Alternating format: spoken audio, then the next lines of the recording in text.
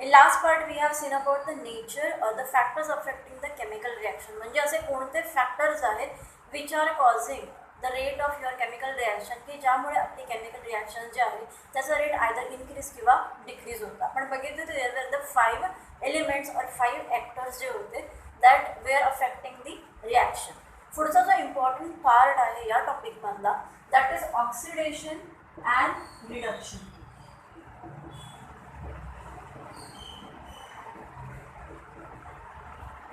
ऑक्सिडेशनचा अर्थ आहे in any reaction if your reaction or any reactant when combining with oxygen. म्हणजे एखादं reactant जे आहे when it is combining when it is joining with the oxygen आणि त्या रिॲक्शनमधून the hydrogen is getting removed, this loss of hydrogen and gain of oxygen is nothing but your oxidation reaction. तुमच्या बुकमध्ये दिलेलं आहे बघा 2Mg plus O2.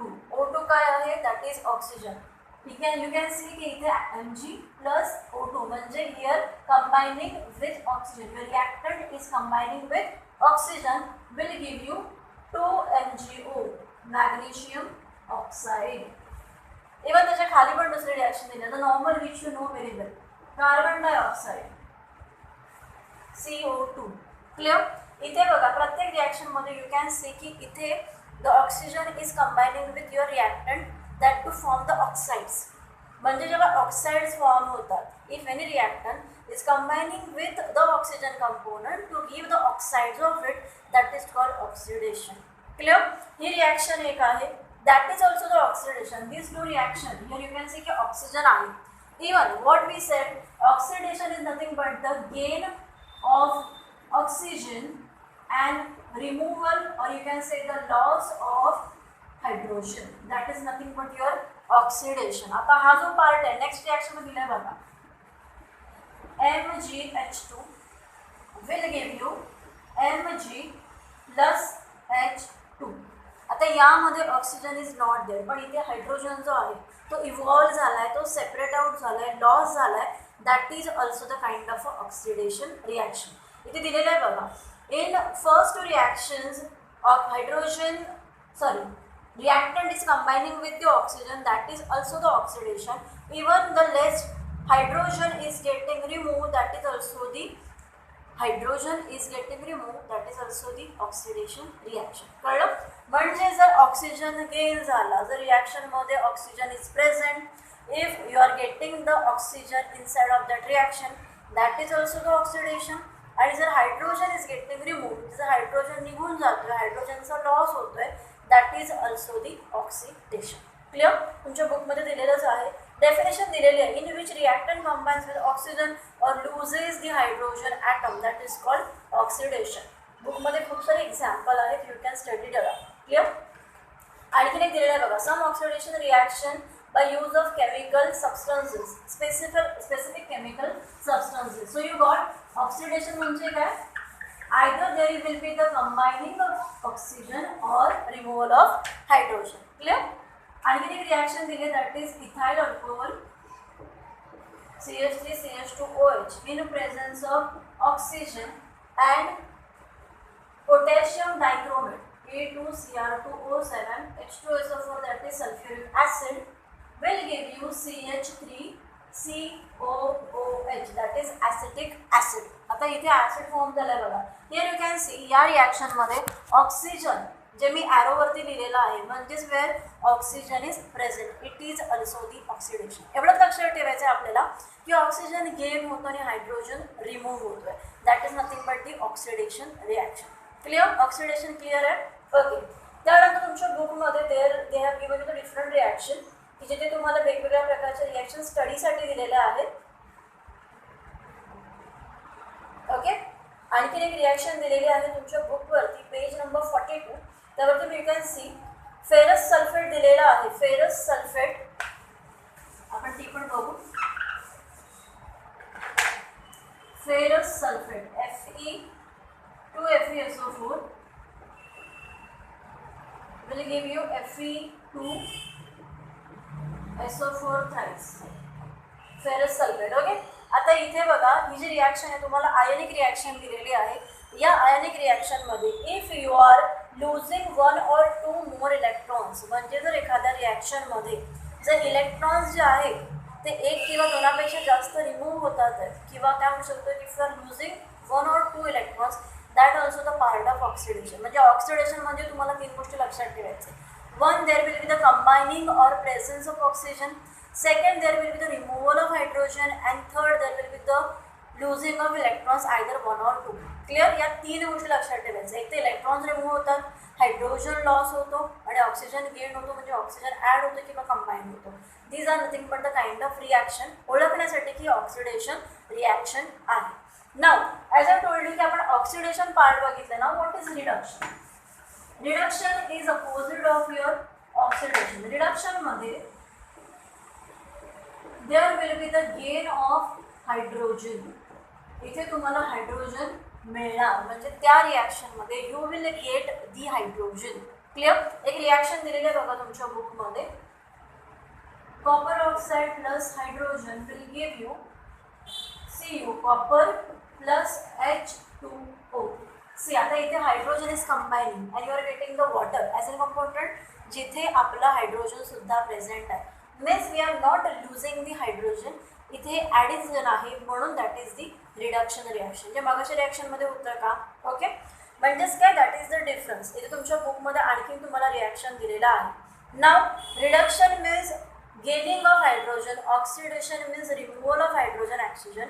या दोघांच्या रिॲक्शनमध्ये there is a combo, there is a combination की अशा काही रिॲक्शन आहे जिथे तुम्हाला ऑक्सिडेशन आणि रिडक्शन दोन्ही मिळतं. That is called redox reaction. Oxidation and reduction together, or oxidation plus reduction is called redox reaction. Redox, reduction and oxidation both together. आता याच्यासाठी रिॲक्शन तुमच्या बुकमध्ये दिलेली आहे बघा. Same reaction, copper oxide plus hydrogen will give you copper plus water. आता इथे बघा, I will read it for you. In this reaction, oxygen atom goes away from copper, which means reduction of copper oxide takes place. इथे ह्याचं reduction झालेलं आहे copper ऑक्साईडचे, म्हणून copper जो आहे तो इव्हॉल्व झाला आहे. Whereas hydrogen molecule takes the place of oxygen. Hydrogen molecule takes the place of oxygen, म्हणजे हे काय झालं? ऑक्सिडेशन झालं. कळलं अर्थ? कॉपरचं रिडक्शन झालं आणि या H2 मॉलिक्यूलला ऑक्सिजन अटॅच झाल्यामुळे त्याचं ऑक्सिडेशन झालं. Means at a time oxidation and reduction both reactions are present together. त्याला आपण म्हणतो redox reaction.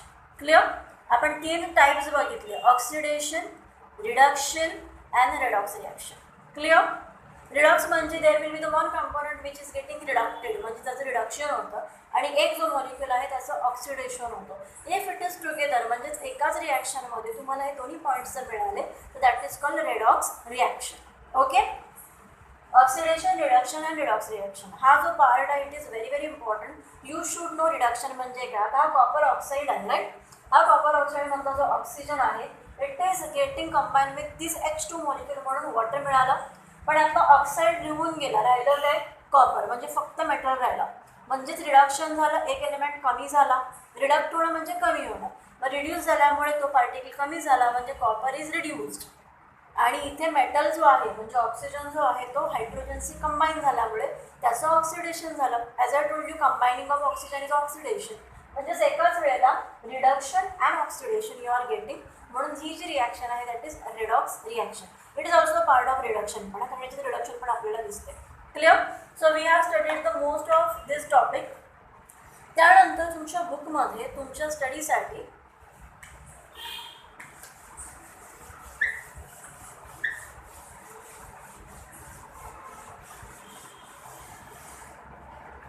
Redox reaction, redox रिॲक्शनच्या तुमच्या बुकमध्ये खूप सारे एक्झाम्पल दिलेत बघा. 2H2S hydrogen sulphide plus sulphur dioxide will give you 3S. Now sulphur is metal म्हणून बघा डाऊन ॲरो, जी मी तुम्हाला सांगितलेलं. जर इथे एखादा गॅशियस कंपाऊंड असेल तर अप ॲरो असला. Plus 2H2O. इथे बघा हायड्रोजन सल्फाइड, हायड्रोजन सल्फाइड होतं. दिस H2 combine with this oxygen, आणि सल्फर जो आहे तो सेपरेट झाला, लिबरेट झाला, म्हणजे सल्फर रिडॉक्स झाला आणि इथे जो हायड्रोजन आहे त्याने या ऑक्सिजनशी कॉम्बिनेशन केल्यामुळे you are getting the water product. म्हणजेच एकाच वेळेला reduction and oxidation is together. It is redox reaction. तुम्हाला फायनल एक्झाममध्ये हे विचारू शकतात. ओके. आणखीन एक एक्झाम्पल दिलेलं आहे तुम्हाला. MnO2 manganese oxide plus 4HCl will give you MnCl2 magnesium chloride. मी खाली लिहिते दिसत नाही म्हणून.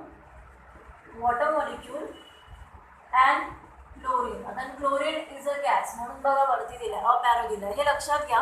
If you are not getting it let me know. इथे गॅशियस कंपाऊंड आहे म्हणून आपण अप ॲरो दिलं आहे. इथे सल्फर आहे म्हणून आपण डाऊन ॲरो दिलं. हे तुम्हाला माहिती पाहिजे. When there is a metal we show the downward arrow. जर एखादा गॅशियस कंपाऊंड रिलीज झाला तर आपण अप ॲरो दाखवतो. तुमच्या बुकमध्ये दोन्ही टाईप दिलेले आहेत. See these are some tricky or you can say these are the some tricks की ज्याच्यामुळे आपल्याला केमिस्ट्रीमध्ये जे काही रूल्स आहेत ते कळले पाहिजे.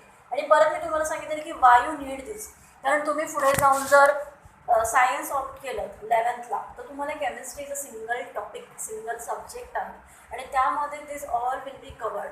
तर हे सगळं बेस आहे की केमिस्ट्रीमध्ये रिॲक्शन्स कशा लिहायच्या, रिॲक्टंट काय आहे, प्रोडक्ट काय आहे, टाईप्स ऑफ रिॲक्शन्स कशा असतात. So it is basically for your basic knowledge. Clear. Okay. त्यानंतर जो ह्यातला महत्त्वाचा जो पार्ट आहे और you can say the last part आहे मोस्टली. आपण आत्तापर्यंत सगळे रिॲक्शनचे टाईप्स बघितले. We have seen. आधी आपण टाईप्स ऑफ रिॲक्शन बघितल्या होत्या. त्यानंतर काही अशा स्पेशल रिॲक्शन जसे ऑक्सिडेशन आहे, रिडक्शन आहे, रिडॉक्स आहे. हे सगळे जे आहे this will be the major part of your chemistry. Clear. आपल्याला या सिलॅबसमध्ये तुम्ही जर पाहिलं असेल if you have studied your topics तर त्यामध्ये यू हॅव केमिस्ट्रीचे आपल्याला 2 ते 3 चॅप्टर्स आहेत. परत पण आपल्याला metallurgy you have that is chemistry. Carbon compound you have that is chemistry. म्हणजेच हा जो टॉपिक आहे तो आपल्याला इंटर रिलेट होणार आहे पुढच्या टॉपिकसाठी. म्हणून आता हे जे काय आपण शिकतोय किंवा शिकलेलो आहोत त्याची परत रिव्हिजन करा तरच तुम्हाला कळेल. नाहीतर काय होणार की you will forget about it. केमिस्ट्रीमध्ये एलिमेंट्स काय आहेत, आपण पिरियॉडिक टेबल बघितलं होतं. त्याच्यामुळे त्यातले केमिकल्सचे नावं, त्याचे ॲब्रिव्हिएशन म्हणजे शॉर्ट फॉर्म म्हणजेच काय. जसं क्लोरीन असेल तर आपण CL लिहितो, हायड्रोजन आहे तर आपण H लिहितो. हे जे ॲब्रिव्हिएशन्स आहेत दॅट यू शुड नो. कारण त्याच्यावरतीच सेम सिलॅबसमध्ये we have 3 chapters on chemistry only. 9 chapter is chemistry of carbon compound. It's a huge topic. खूप मोठा टॉपिक आहे. म्हणून हे सगळं बेसिक क्लिअर करा तर तुम्हाला पुढचे टॉपिक्स पण इझिली कळतील. Okay. Now the remaining part जो आहे तो या टॉपिकमधला that is corrosion and rancidity. Corrosion.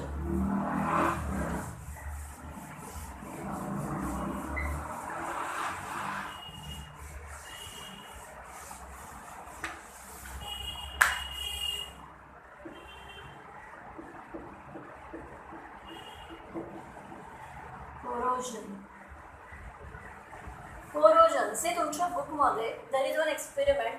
तुम्हाला माहिती आहे रस्टेड थिंग्स. रस्ट म्हणजे गंज. जे मग मी सांगितलं mostly it is on the metal object basically on the iron. आयर्नच्या ज्या वस्तू आहेत त्या गंजतात किंवा रस्टी होतात. वाय. कारण सो मग सांगितलं की ionic compound when reacts with the atmospheric oxygen तेव्हा त्याच्यावरती रस्ट हा येतो. It's a chemical reaction. लोखंडाची वस्तू जी आहे ती गंज लागते, लाल पडते because of that chemical reaction with the oxygen. आता तुमच्या बुकमध्ये here you can see rusting जे होतं इथे बघा. Oil layer on boiled water, salt solution, air and admits calcium chloride. Okay. आपण सिम्पलमध्ये बघूया.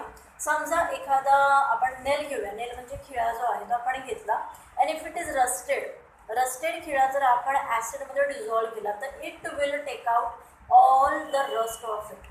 या उलट जर आपण एखादा प्लेन नेल जर घेतला, एखादा चांगला खिळा जर आपण घेतला आणि for dissolving in acid compound it will be rusted. कारण ही रिॲक्शन आहे. एकामध्ये डिपॉझिशन होतं रस्टेड पार्टिकलचं आणि एकामध्ये जो रस्ट आहे दॅट गेट्स रिव्हॉल्व्ड और डिझॉल्व्ड इन दॅट ॲसिडिक सोल्युशन. त्याला म्हणतात कोरोजन. ओके. कोरोजनचा बेसिकली तुम्हाला इथे दिलेलं असेल बघा. Due to various components of atmosphere oxidation of metal takes place consequently resulting in their damage that is called corrosion. सिल्वरच्या वस्तू ज्या आहेत that gets damage, that get turns into the black colour. चांदी जी आहे ते काळी पडते आणि रेडिश होणं किंवा गंज लागणं that is the part of corrosion. It happens only with the metal compound. Clear. Metal ज्या वस्तू आहेत त्यांना गंज पकडतो because of the atmospheric oxygen or the oxidation reaction that is called the nothing but the oxidation reaction. तुमच्या बुकमध्ये तुम्हाला मी सांगितलं की स्टीलचा खिळा, steel is basically the pure form of a iron only. मग त्याला जर आपण प्युअर केलं तर that will be also turn out to be the corrosive part. कोरोजनमध्ये तुम्हाला आय थिंक लास्ट इयर पण होतं. कोरोजन म्हणजेच when the metal compound is get is reducted clear, that is called corrosion. तुमच्या बुकमध्ये दिलेलं आहे. देन इज वन एक आहे corrosion that is oxidation of metals. Okay, and next you have that is rancidity. Rancidity. It is not acidity, it is rancidity. बरेच जण लिहिताना mistakes करतात. रॅन्सिडिटी जो पार्ट आहे that is remaining with the food. घरामध्ये जर बराच काळ ऑइल किंवा जर घी राहिलं असेल, घी वनस्पती घी, तूप जे आहे, butter any kind of, if you are keeping it for the longer time, त्याचा टेस्टमध्ये त्याच्या अपिअरन्समध्ये चेंज होतो, कलर चेंज होतो, टेस्ट चेंज होतं, स्मेल चेंज होते. That is nothing but the rancidity. It is with the cook or you can say the food stuff जे आहे त्याच्यामध्ये येणारा एक natural or you can say the chemical change जो आहे that is called rancidity. तुमच्या बुकमध्ये दिलेलं आहे. When we use old leftover cooking oil for making food stuff, it is found to have foul color, that is rancidity. If food is cooked in such oil, it is changes. एकदा तापवलेलं तेल परत परत जर heat केलं तर त्याला तेलाला एक रंग बदलतो, स्मेल बदलते, टेस्ट बदलते, जे आपण त्याच्यामध्ये फूड आपण फ्राय करू शकतो. That is called rancidity. Okay. घी पण दिलेलं आहे. घी तर तुमच्या फ्रीजमध्ये बराच वेळ पडलं असेल, घरामध्ये पडलं असेल, it turn out to be black. त्याचा कलर चेंज होतो, स्मेल चेंज होते. That part is called rancidity. Okay. So this is how it is also the oxidation and reaction of food stuff that is slowed by the airtight container. Acidity is in the oil is prevented by antioxidant. म्हणजे जर आपण tight डब्यामध्ये ठेवलं तर ते खराब होत नाही. ओपन एअरमध्ये ठेवलं तर ऑक्सिजन कंबाईन होतो आणि food stuff get affected. That is oxidation of food stuff. म्हणजे जे खाण्याचे प्रकार आहेत त्याच्यावरती झालेलं oxidation. So this is how we have completed your third chapter also. Okay, next time we'll see the science